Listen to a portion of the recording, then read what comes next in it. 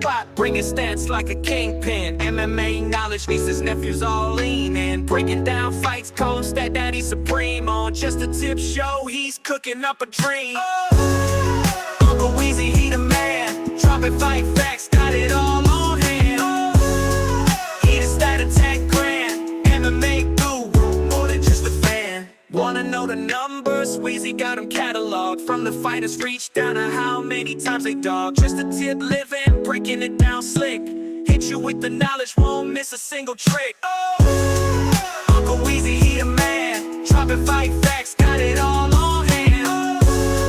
He the stat attack grand, MMA guru, more than just a fan. Balls deep predictions, he be making those calls, getting in the details, opponents feeling small. From jabs to takedowns, got the whole fight ID. Uncle Weezy spitting truth, no lie, keep it G. Blow the horn, blow the horn. Stat Daddy Weezy not showing no scorn. Fight Night Kingdom, he wearing the crown. Break it down for the peeps, never looking like a clown.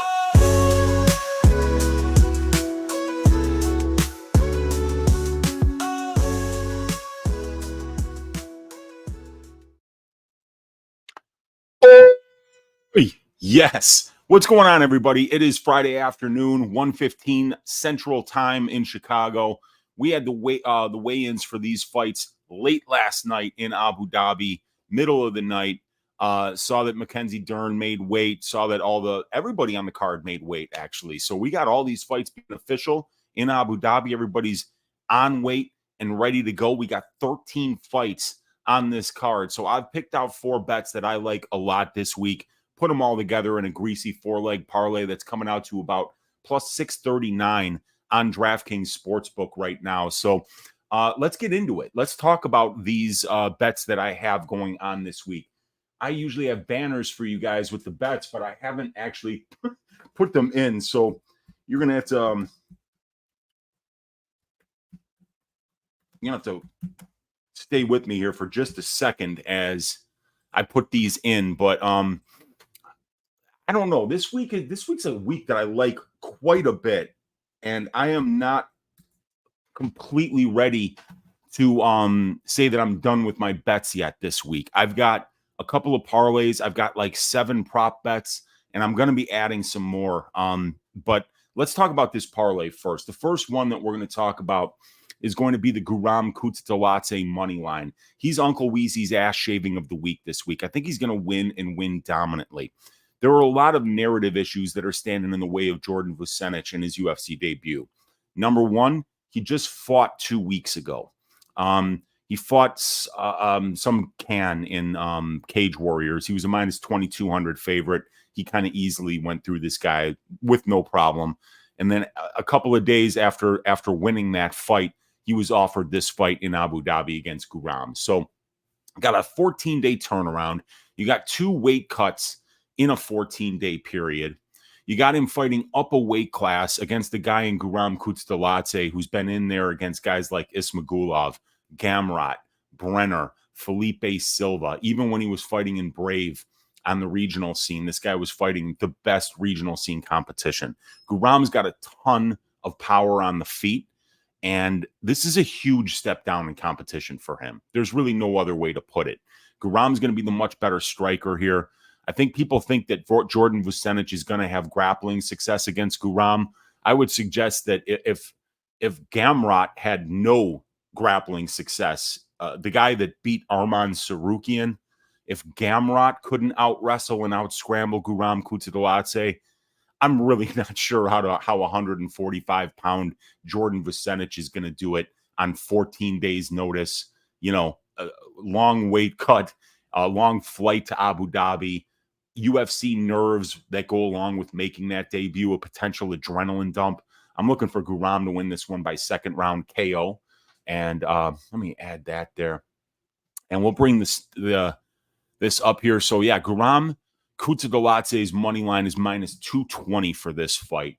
The second one is going to be the Mackenzie Dern money line at minus, what do we got here?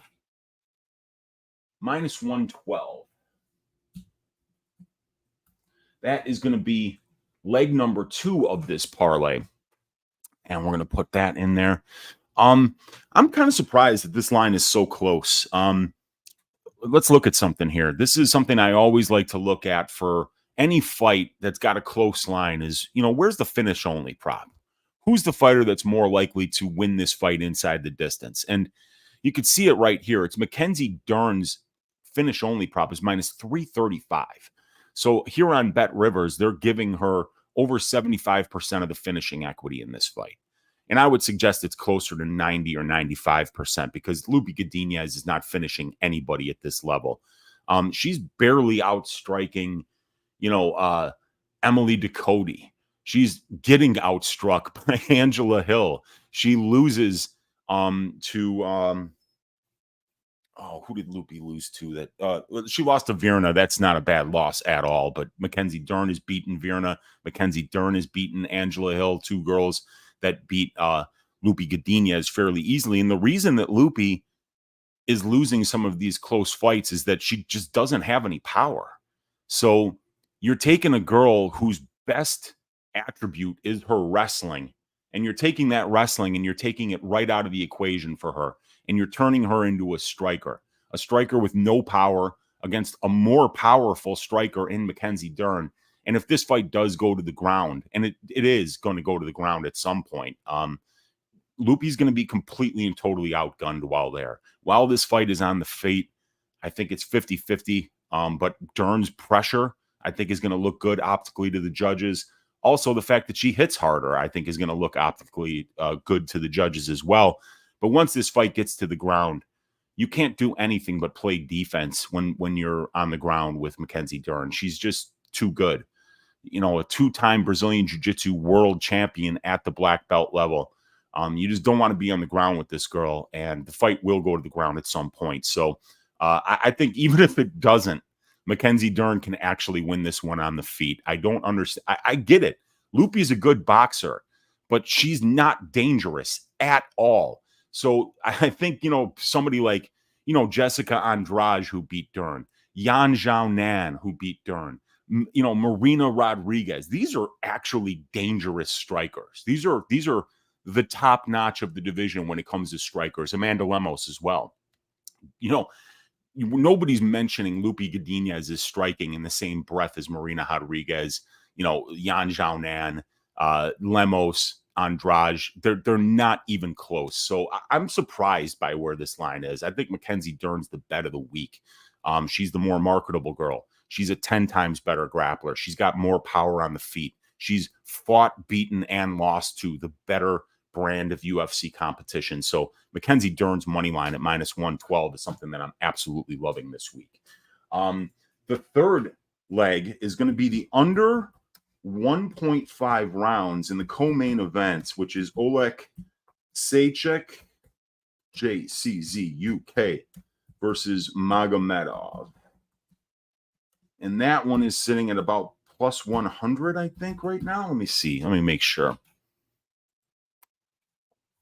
Okay. Under 1.5 rounds is sitting at plus 105 for this fight. So, if I were to bring up my stats here, bring you to my model for over-under bets. 9 of 14 fights for Michal Oleksiejczuk have finished under 1.5 rounds, and 11 of 14 have finished in the first 2 rounds. So if you want to make this a little bit safer, you could do fight doesn't start round 3 at minus 122 instead of the under 1.5 rounds at plus 105. But the way that Michal Oleksiejczuk fights, I could see him getting an early knockout. I could also see him getting knocked out early. Now, Michal is very durable. That's something that people don't give him credit for. Pereira had him hurt and finished him with a rear naked choke. But you don't really see Michal in big trouble on the feet. I mean, obviously, Chidi was cracking him, but you saw how durable he was in the Chidi fight. After Chidi had landed his best shots was when Michal had answered back and came out and won the fight, made him quit in the first round with ground and pound, actually. So I do think that this is a very solid spot here. My model says that there's a lot of value in the fight doesn't start round 2 at plus 195, fight under 1.5 at plus 105. The fight doesn't start round 3 at minus 122. My model is loving all these bets. And stylistically, I love this as well, just because the way that Oleksiejczuk fight, he puts his foot on the gas from the second the fight starts. He stays in your face. He makes you work, and he trusts his chin and durability, and he stays in your pocket, and he just wings bombs. And he can knock you out to the body. He can knock you out to the head. He is a serious problem to deal with. So I've got a small bet on Oleksiejczuk to win by first round knockout at plus 1,200. And I have a bet on the under 1.5 rounds. I got it at plus 145 earlier in the week. And I want to put this in the Greasy 4-leg parlay as well to get this number up, because this is a good plus money number here at plus 105. That brings us up to plus 469. And we want to hedge out on something wide. And it's going to be the Umar Nurmagomedov money line. And this one is sitting at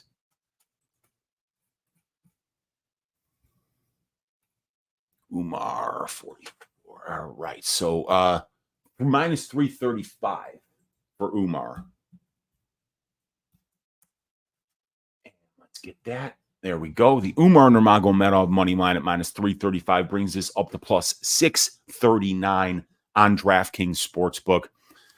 Umar's special. Umar is one of the most dominant fighters in the division right now. Might be the most dominant fighter. And I kind of rate dominance based on defense, because the most dominant fighters that keep that dominance over a very long period of time, they're defensively perfect. They fight a style where their opponent can't get offense off against them. You look at the greats like George St. Pierre, like Khabib Nurmagomedov, like Anderson Silva. These were guys who were never getting hit. They were dominant in one area of the fight. Anderson Silva had elite striking defense. He was so difficult to find. It was so easy for him to be able to hit you when you couldn't hit him. And the same thing with St. Pierre and Nurmagomedov. They didn't stay at distance striking range and let you hit them. They made you defend constantly. They made you defend those takedown attempts. If you defended the first one, the second one came right in after it. The third one came in right after the second. The fourth came in right after the third. They had the wherewithal to push that pace. They had the conditioning to push that pace. And they had the good fight IQ to know, if my opponent can't hurt me, I can't lose. So Umar is a guy who is only absorbing 0.6 significant strikes per minute in 46 minutes of UFC cage time. That is dominant. He is landing 7 strikes. Almost 8 strikes for every one that his opponent lands. In addition, his distance striking accuracy is 59.6% when the divisional average is 39.8%.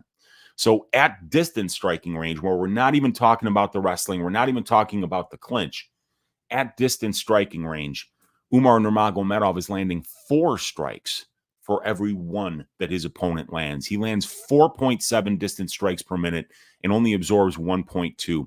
He's showing 78% distance striking defense. So not only is this guy's striking game very, very good and very underrated, defensively on the feet, this guy is about as hard to touch as anybody out there. And that thought of the wrestling of the takedown entry is ever present in your mind as an opponent of this guy.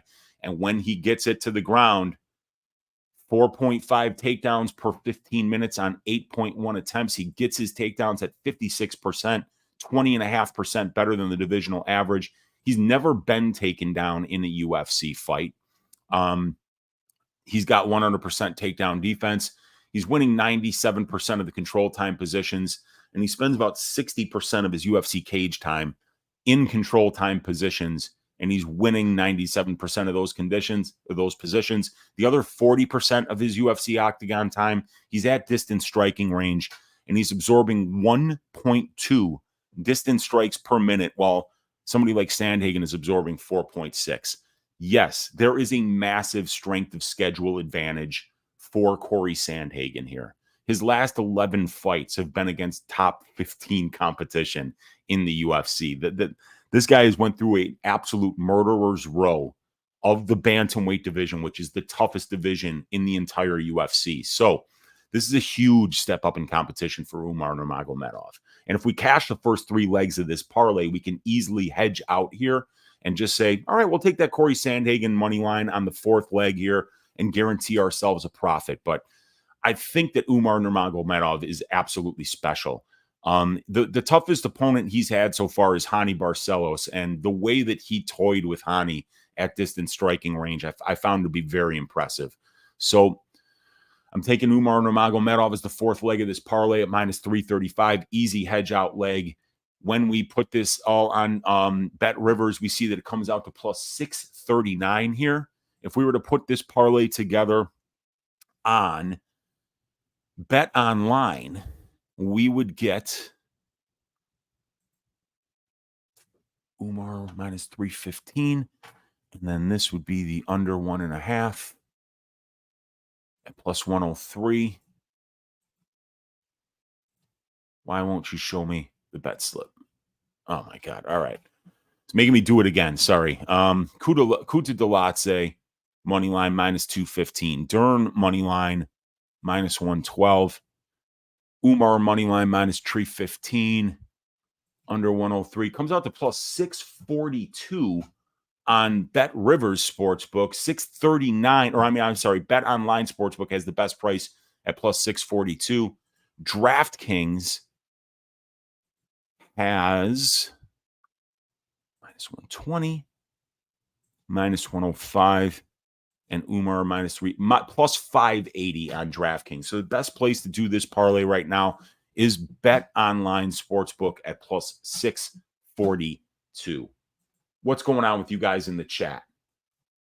We got my guy Broke DGen in the room saying, I'm here, baby. I'm here actually breaking down the LFA and the PFL and the One Championship, Fury FC, and CES. Wow, a lot of regional scene promotions going on at 3 p.m. Pacific time. Wow, that is crazy. That is a lot of research to be doing. I can't do anything outside of the UFC due to all the stats that I have to put together. Like right now, I've been putting together the stats package for the UFC 305 card that's going to be Duplessis versus Adesanya. I've been putting this together for my Patreon people. That's going to get released. And by the way, if you're not on the Patreon, you get access to amazing stuff on my Patreon. The probability tier has the matchup stats, the individual stats for each fighter, all the DFS statistics, whether you played DraftKings, FanDuel, Prize Picks, or Underdog. We have the matchup stats, the over-under betting models, the prop betting models, access to the Discord, access to all the tracked bets that I make, access to these amazing fight write-ups that I do every week, which usually total something like, 38 pages we have this week of phenomenal information. I go into depth writing up every one of these fights. So if you want to support the work, if you like what I'm doing here on YouTube, if you're the type of gambler who puts in a lot of your own work when you make bets, sign up to the Patreon. I'm going to give you access to all of my statistics, analytics, benchmarking that'll help you be able to kind of comb through all the information and find the bets that are most plus EV, so that over that long timeline, you're going to be making more money than you lose, and you're going to be putting in the work, doing things the right way so that your process continues to improve as well, so that we all get better doing this together. We all make these markets just a little bit sharper due to our action.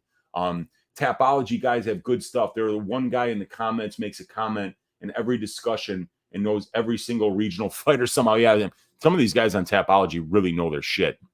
Robin is in the room. Oi, what is up, Robin? We got Paku. And he said it's the first time ever being live for the Greasy 4-leg. I flipped my sleep schedule for this card. I watch replay and play it every week. Let's go. Let's go, Paku. Good to see you hanging out in here. We got Mark in the room saying, is his mic cutting out to anyone else, or is it just me? I have no idea if my mic is cutting out. Let me know in the chat.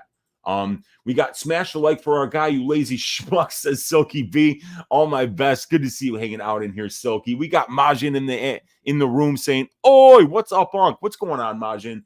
We got E Mendoza saying, "I don't know what it is, but I think Mihail pulls it off. He might, man.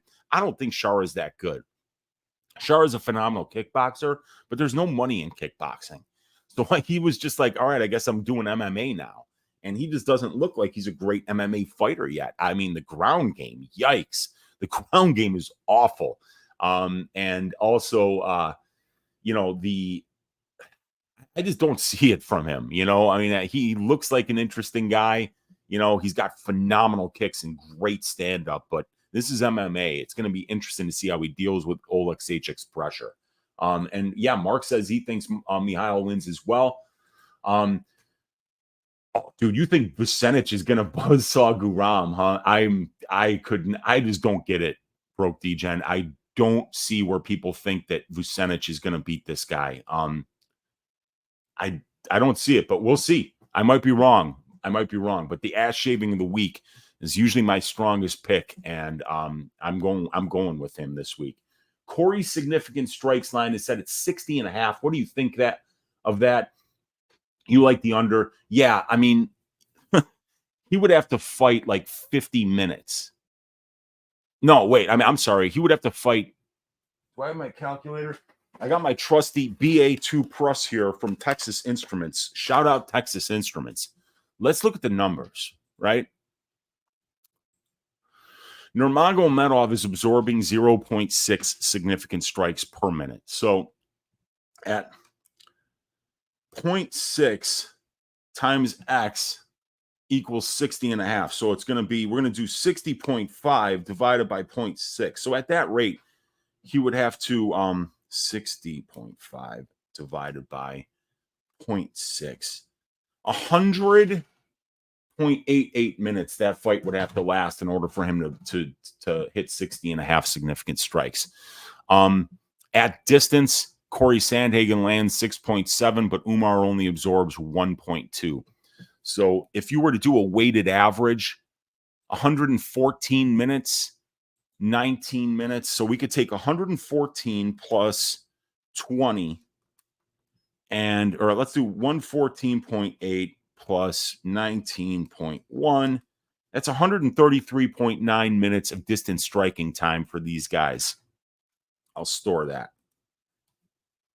Corey Sandhagen has landed 599 distance strikes.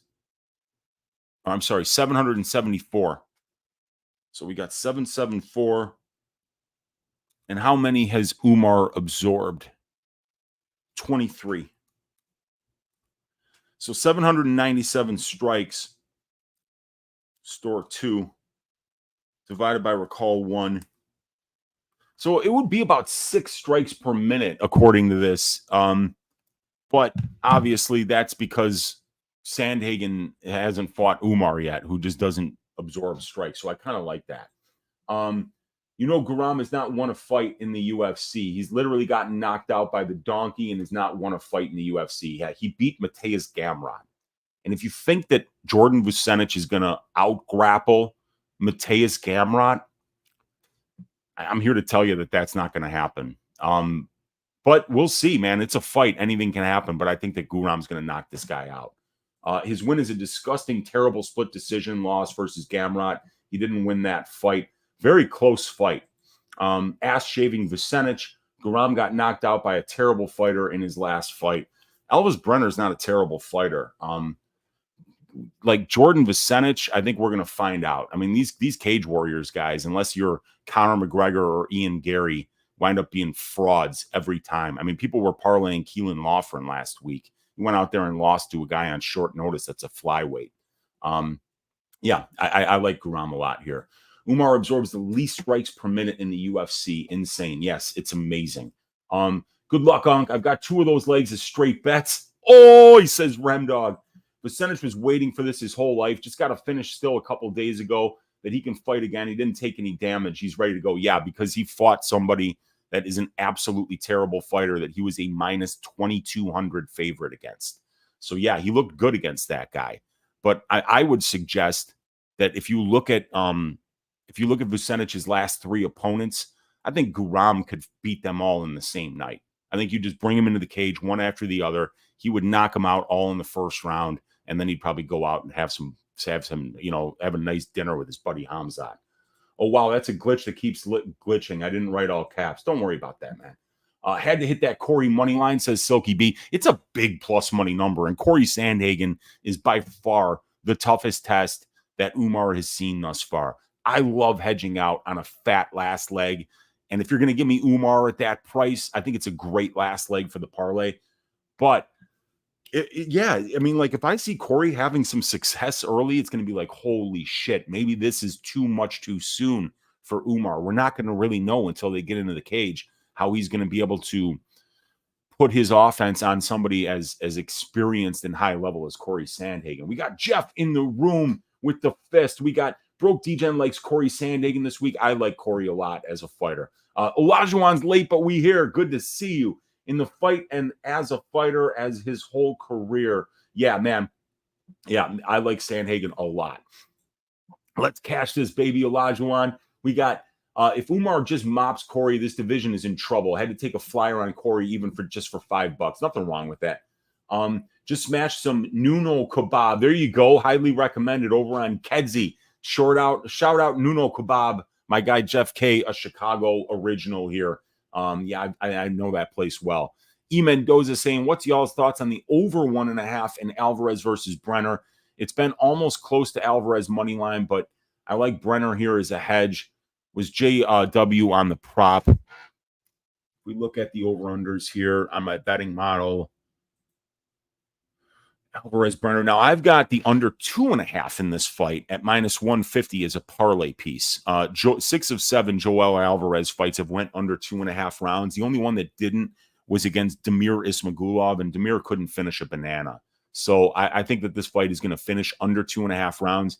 The over 1.5 rounds, 5 of their 11 combined fights, or 45%, have went over 1.5 rounds. However, you're paying 65% at minus 185. So my model hates that bet.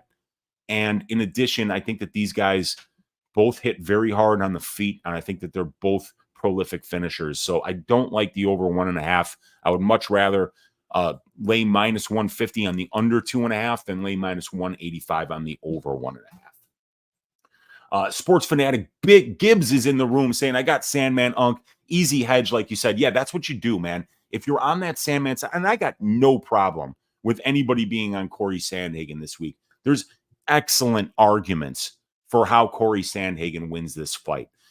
It's just we're not going to know how it plays out until they actually get in there, because this is such a huge step up the ladder for Umar. But I mean, Corey Sandhagen is a great hedge out on the last leg. And we got 4-ounce Sniper in the room saying Weezy.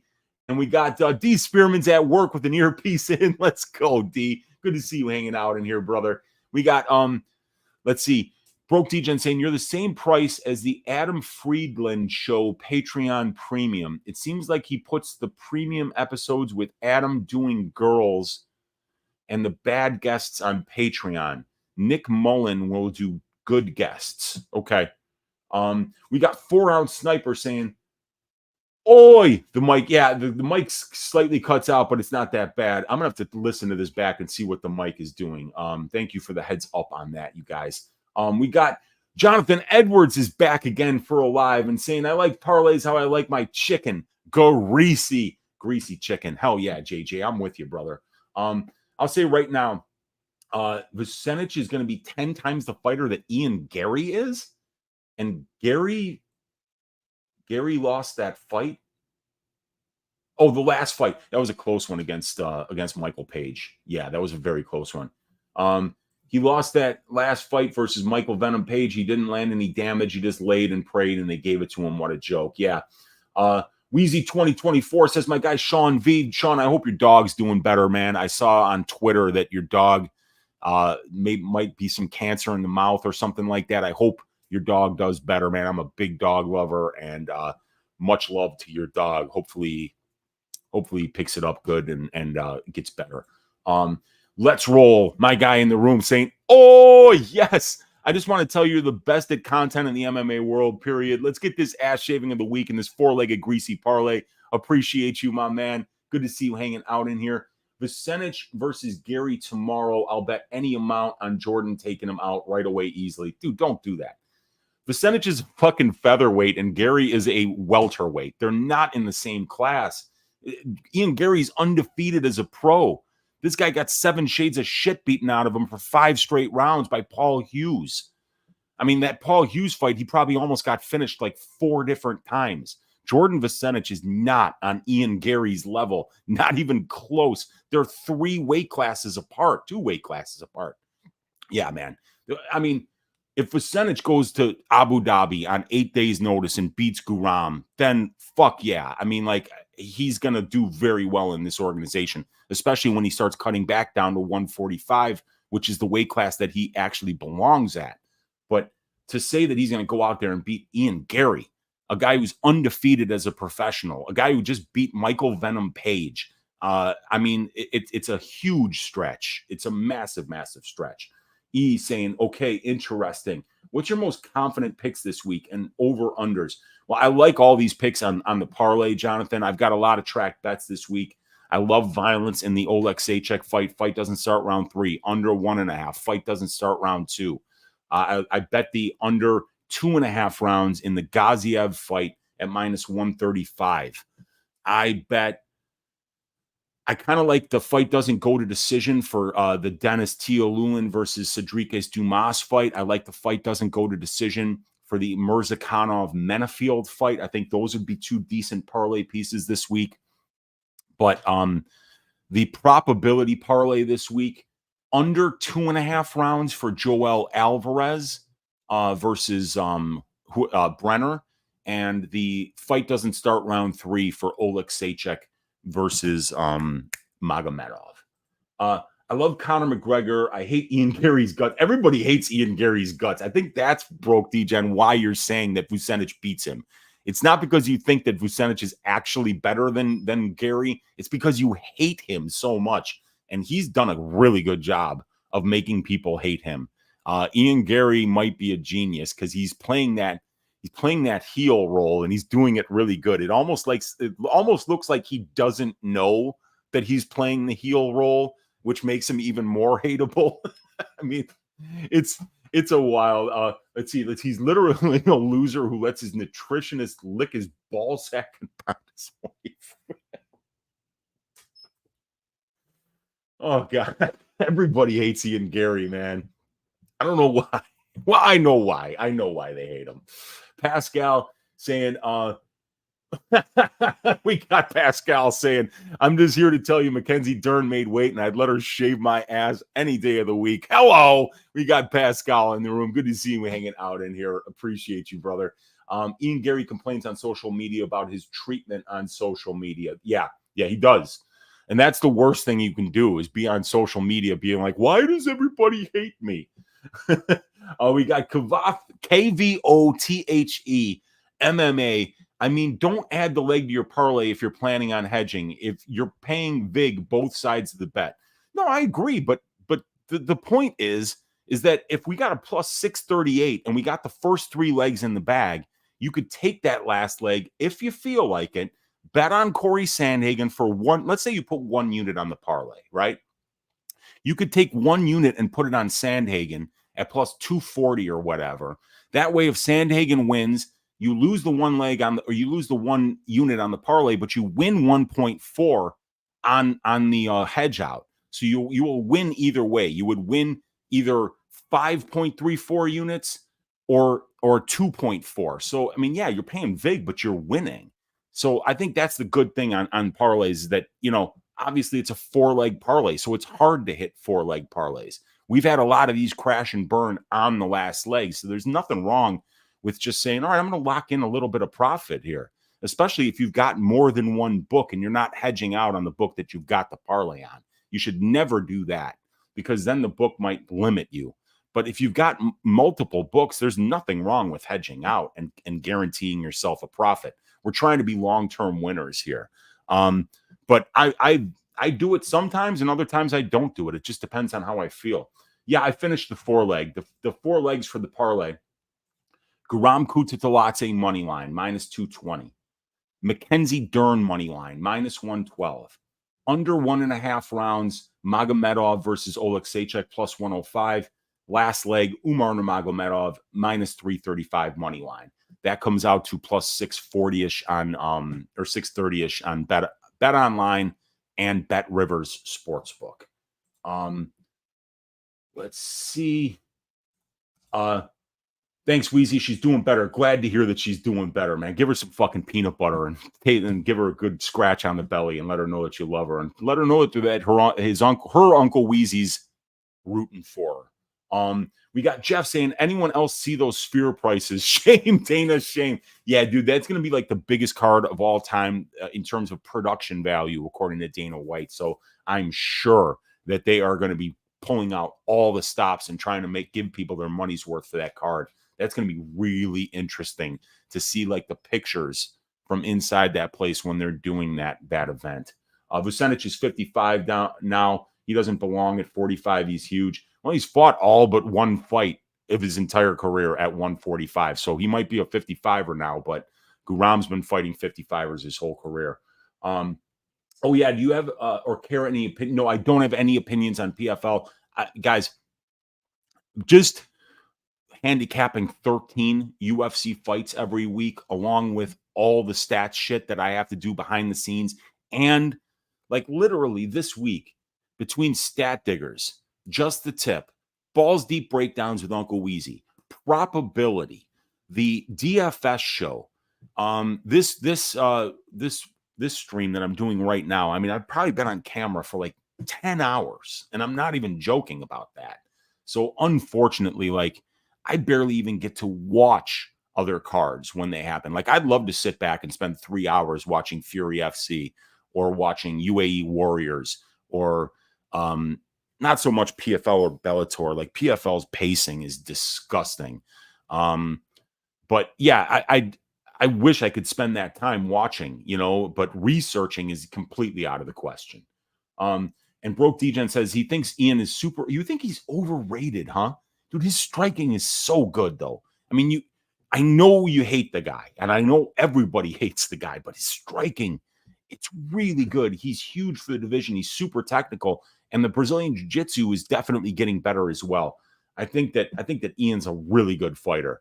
You don't get to undefeated like Gary has been without being really talented and having a really well-rounded skill set. Yeah, it makes it easy to hedge, but I don't always do that, Pascal. It's just sometimes because of the order of the card, for instance. Like, you might have a co-main event, or like, for instance, if Oleksiejczuk Magomedov was the main event, I would be not giving you a big juiced last leg, because what I'd be saying is I love that under 1.5 at even money, and I would have put that as the fourth leg. I like to hedge out on a wide leg when I can, and I think that that's a great way to lock in profits. But every once in a while, like, I'll make the last leg of the parlay something around even money, because it's just so happens to be the last bet I like on the card, and it comes in the last 2 fights. But I agree with you, Pascal. Like, something I've been trying to do lately, if there's 4 parlay legs I like, I'll make sure that the first 2 fights of the parlays that I like, I'll put them in different parlays, so that if the first 2 legs hit, I can parlay the opposite sides of the last 2, and I call that the tits up parlay. If both parlays go tits up, I can hedge out and hit an opposite of the last 2 legs of the parlay, and save some money. There's always chances to hedge out with parlays, and that's why I don't parlay very often. That's why I don't track my Greasy 4-leggers, because it's a 4-leg parlay. These are irresponsible parlays to be making in the first place. It's a fun show. We get to do a lot of audience interaction and stuff like that. But, like, if you want to be a long-term plus EV gambler, you shouldn't be throwing 4-leg parlays on your track bets every week. That's for sure. But yeah, Pascal's right. When you do that last leg as a wide leg, it gives you an easy out. We got from my guy Volkan Ardich in the room. He's saying that's a terrible idea, dude. I Dustin plus 500, and I hit every fight before that. I hit the PRP. Cody Safik PRP on Poirier Makhachev, hedged Poirier tickets. Okay, yeah. Yeah, and then Makhachev washed him, but that is still, you still made money up until that point. So how do you think about Gaziev and Umar? I think both win, but Gaziev worries me because if he doesn't get him out of there in the first round and he slows down like he has in his last couple of fights, I could see maybe May is kind of like edging the second and third rounds. So I thought I was going to get to the Gaziev money line this week. But I didn't get to it because I just think Gaziev is not the kind of guy you want to be parlaying at minus 250. But I like Gaziev to win in rounds 1 or 2 at plus money. I think that's the best way to play him because I think if it gets out of the second round, Gaziev's going to have nothing left. And if he didn't bank the second, it's going to be hard for him to win a decision. So I think they both win, Volkan. And I don't hate a parlay between the two of them. You'll probably get plus money, so I don't hate it. But still, I don't think I would do that. One time I bet Bobby Green by knockout over Makhachev, 10,000 profit on all the PA. Yikes! Yeah, that would have been that would have been huge if he did that. I bet like $600 Bobby Green by knockout at the last minute. Wow. Well, yeah, sometimes the hedging out works and sometimes it doesn't. We got the bookie man in the room saying I can even watch Poopy Godinez. They both belong in the Cage Warriors anyway. Oh, come on. I mean, like, Mackenzie Dern doesn't belong in Cage Warriors. We got Jonathan saying, my bad. Thank you for saying it again. Appreciate your insight. No problem at all, Jonathan. Thanks for being here, man. Grateful Dude is in the room saying, appreciate these great breakdowns and stats. I appreciate you. Grateful. I'm appreciative of your support, my man. Anakin Skywalker is in the room saying he's got Umar Shara and Azamat as my most confident picks. I think they all win. I'm one of the few that doesn't hate Gary, says E. Mendoza. Yeah, he's a good fighter. I don't know if I like his personality, but I think he's a hell of a fighter. Gary is good. He always finds a way to win. I respect him for that. And that's something that gets left off a lot of times. Like guys like Makayev, guys like Ian Gary, these guys find ways to win. And that's something inside of them that just they don't want to lose, and they'll do whatever it takes. If it means that they got to let somebody bend their leg the wrong way and tear up their knee without tapping, then that's what has to happen. And so that's pretty good. PFL text from Tapology, Goltsov, Vassal, Decheva, Bilosteny, Pergande, Law, Casio, Willis. PFL from Tapology chat. Ivy, he says. Okay. We got, and ring a ding ding, you guys. My guy Pascal with the $10 donation, the super sticker. Thank you so much for donating to the show, Pascal. Truly appreciate you, man. Let's stack cash tickets like flapjacks for this event and move on to the next. Dude, it would be cool for Bilal to defend the belt in Chicago, and your Uncle Weezy would be there if they did do a Chicago card with Bilal Muhammad headlining, hopefully against somebody like Shavkat Rakhmonov and not Leon Scott. Yeah, that would be awesome, and it would be cool. The UFC hasn't been to Chicago for a minute, so it's about time. We got Silky B in the room saying, "God bless Weezy." What's up, Silky B? We got Let's Roll saying, I think Ian Gary will be the champion one day. Love him or hate him, he's good. He's very good all around mixed martial arts fighter for sure. We got Pors Wolf in the room saying, yo, what up, Uncle Weezy? First time catching you live. You're the man. Thank you, Pors Wolf, for hanging out with us here today. Gaziev decision for Anakin Skywalker. I hope you're wrong because I've got the under 2.5 rounds for 2 units at minus 130. But if that happens, that would be a nice little hit there, Anakin. With Umar, I see him getting a 3rd round sub. Actually, that's my exact prediction. I got Umar by 3rd round rear naked choke, Anakin. So you and I are on the same page there. We got Remdog saying same game parlay of Gaziev money line under 2.5 rounds plus 130. Wow, you got plus 136 on that, Remdog? Dude, like on BetRivers, I don't think you're even getting plus 136 for rounds 1 and 2. So that's a really good number there. Gaziev rounds 1 or 2 is plus 120 there on this play. So that's kind of interesting. You're getting under 2.5 and you're getting plus 136. So that's a really good line there. Yeah, and a great way to hedge is live cash out. You can cash out while the parlay is live on Bovada. I'm sure other places have that. Yeah, for sure. They got it on DraftKings. And I think they offer cash outs on BetRivers as well. And that is a good way to do it too.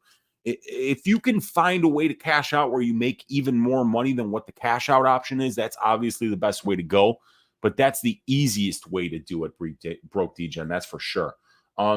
We got Pascal saying, you the man, Weezy. Having your last leg as close to even odds is fine. It's mostly when you close with a big dog that you run into issues, because in order to hedge out, you got to pay a big percentage of your profit, and that's absolutely true.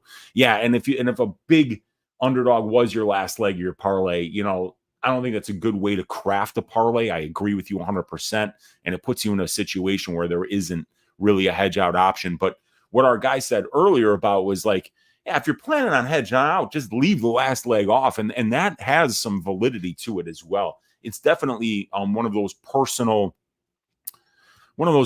things, you know, that, you know, you might be the type of person that hedges out on the last leg of a parlay where somebody else is like, man, I'm just waiting for this thing to either go all the way in or all the way out. And yeah, but you're absolutely right, Pascal. That is one way that you can kind of craft a parlay that really you're trapped into it. If it's a big plus money leg, you just got to wait it out and hope it goes. Willis over IV, says Broke DGen. E. Mendoza says, the fights I like to go to decision is Dern Loopy and Vera Figgy. I think both of those probably do go, but I don't mind an inside the distance bet on Vera at plus 390, and I don't mind a Dern inside the distance bet either, or a finish only prop, but our finish only prop is juice to the tits. The last two picks was actually Willis over Ivy. Somebody would see that. Okay. How much of a chance do you give Sandhagen to win? What is his win condition? Decision? I think his win condition is knockout. I think that's what Corey Sandhagen's win condition is. As far as out minute winning, somebody like Umar Nurmagomedov, I just think that that's a very difficult thing to do. So I would say Corey Sandhagen jump knee to the chin just ends the fight. I think that's his win condition, because I think it's going to be really hard to not lose minutes on the ground versus Umar, and I think it's going to be really hard to land significant strikes at distance against this guy. Oh, you hit it early in the week when the inside the distance was minus money. There you go. Great play, man. Let's go, Unk, says AWMD. We can parlay PFL, LFA, UFC, lots of fights this weekend for sure, AW. Good luck to you this week. I have a friend who would call himself Never Tilt. I would say Never Hedge. There you go, man. Unless it's massive, I don't. Yeah, there's nothing wrong with not hedging. You know, it's nothing wrong with just trusting the read and letting it play out how it's going to play out. I am the kind of guy, Broke DGen, where like a 4-leg parlay to me is a little bit risky.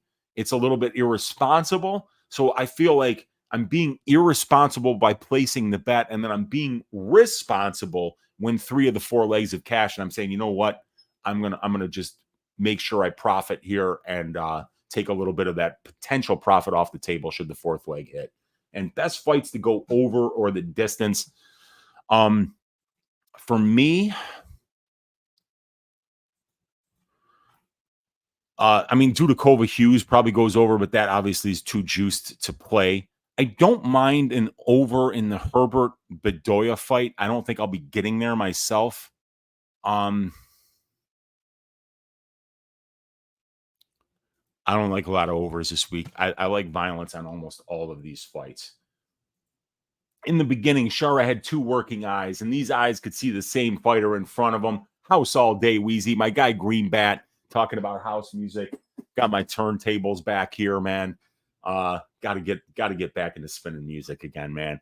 I usually just like doing 3-leggers, no more. Sometimes I need to come up though. Yeah, man, I should change this to the Greasy 3-legger. We'd hit a lot more. We'd be a lot more profitable. But you guys, thank you. We did a lot of the audience interaction today. Appreciate all you guys. Pascal, thank you so much for the $10 donation to the show.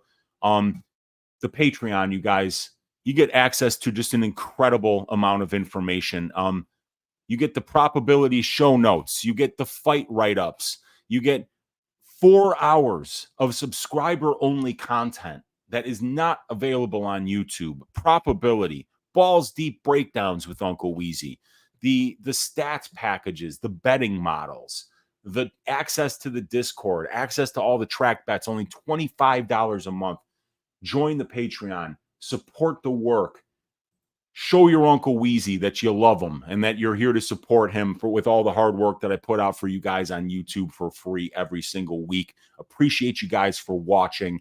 Once again, real quick, Guram Kutateladze moneyline -220, leg 1. Mackenzie Dern moneyline -112, leg 2. Under 1.5 rounds, Oleksiejczuk Magomedov +105 is leg 3. Leg 4, Umar Nurmagomedov -335 comes out to better than +600 on a couple of different books. Let's stack cash tickets like flapjacks for UFC Abu Dhabi. Good luck on all your bets, and we will see you guys next week. Take care.